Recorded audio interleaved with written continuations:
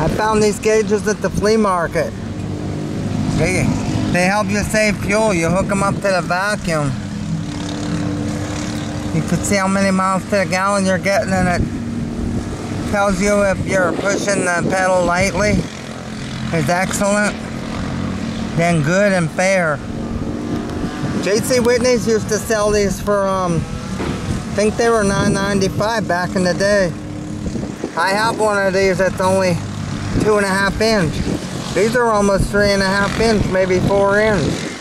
They're huge. I never seen them this big. They help you save fuel. They show how many miles a gallon you're getting, and they hook up to the vacuum.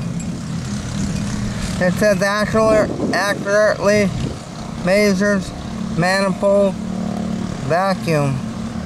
Warns of leaks or restrictions in intake and exhaust.